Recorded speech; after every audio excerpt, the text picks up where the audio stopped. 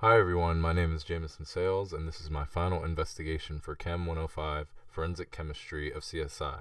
What you're about to see is a fictional investigation we handled involving a missing persons case that at first glance looked like a possible break-in, but the evidence tells us a different story. The case is called Room to Run, and it involves two individuals who seemingly left their home in a rush, leaving behind confusion, evidence, and a lot of unanswered questions. My role in this presentation is to walk you through the crime scene, the evidence we collected, and how we processed that evidence using chemical forensic techniques we covered in class. Our team was structured like a real investigative unit. Detective Rachel Langston was the lead investigator overseeing the case. Jordan Meyer handled scene photography. Taylor Chen was in charge of evidence collection.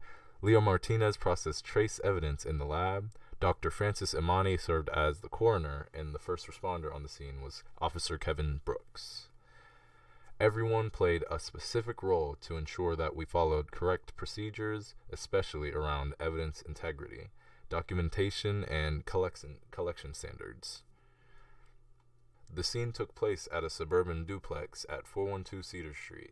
The call came in at 9:23 a.m. on April 17th. A neighbor had noticed the front door was open and called it in. When Officer Brooks arrived, he found the front door unlocked with signs of damage around the lock, like it had been kicked or forced open. Inside the house, things were messy. Kitchen chairs were knocked over and a broken mug was lying on the floor. At this point, it wasn't clear if it was a break-in, a staged event, or something else entirely.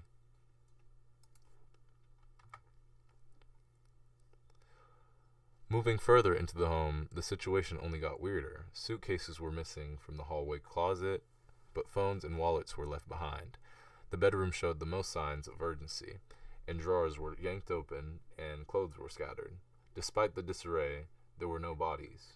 No obvious signs of violence. The home looked ransacked, but nothing valuable appeared to be stolen.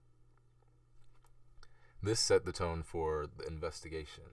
We had to look closer. It wasn't enough to go on assumptions. We had to gather and analyze the physical evidence.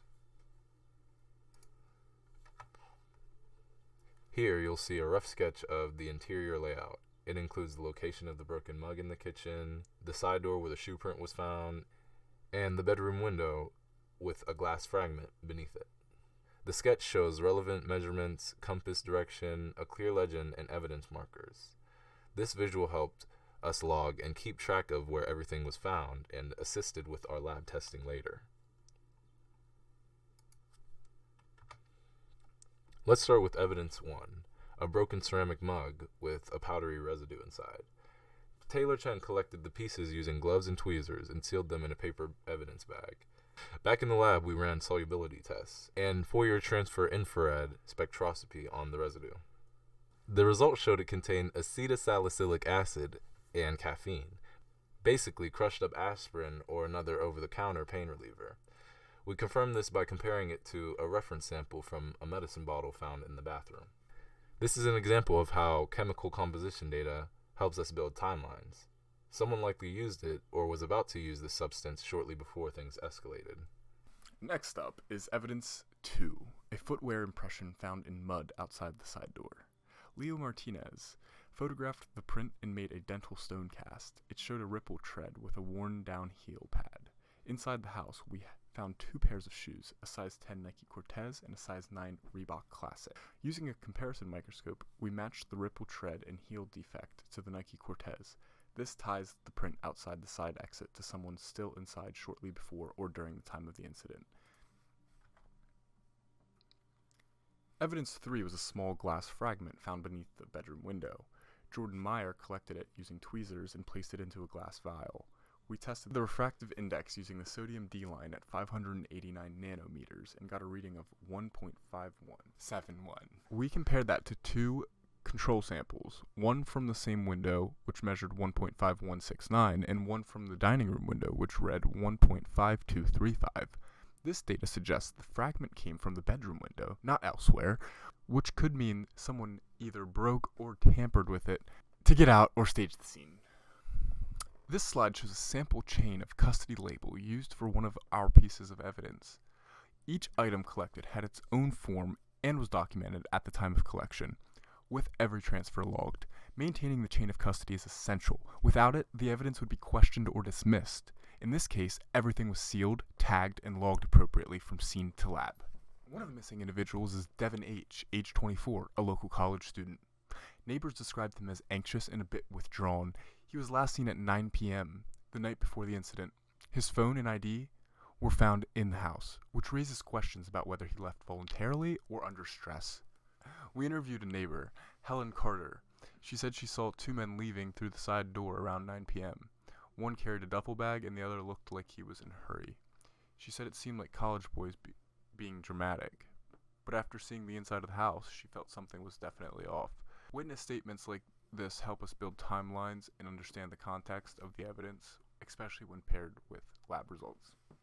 Officer Kevin Brooks arrived around 9:28 a.m. He noted the front door was open but saw no one inside. He documented the house as ransacked, but with all valuables still present. He also noted a strong smell of coffee and an open bottle of medication nearby, likely the same one we used as the reference sample for the mug residue. His early notes helped us prioritize evidence collection and focus on likely points of entry and exit. Dr. Frances Amani didn't have a body to examine, but she did inspect a shirt found near the bathroom that had a reddish stain. Using sterile forceps, she placed the shirt in a paper bag and preserved it for potential future chemical analysis. Since our class didn't cover biological testing in depth, we didn't perform a presumptive test. Still, the stain is documented and ready for further lab work if needed. For now, it stands as a preserved piece of physical evidence. So to bring it all together, we had a chaotic home, two missing people, and evidence pointing to rushed and possibly secret departure. Our job wasn't to assume, just to collect, analyze, and report what the evidence told us. The residue in the mug, the shoe print outside, the glass fragment, the disordered bedroom, and the stained shirt, all of it. It was handled using chemical forensic methods we studied in Chem 105. Thanks for listening. I'm happy to answer any questions or explain any part of the process in more detail.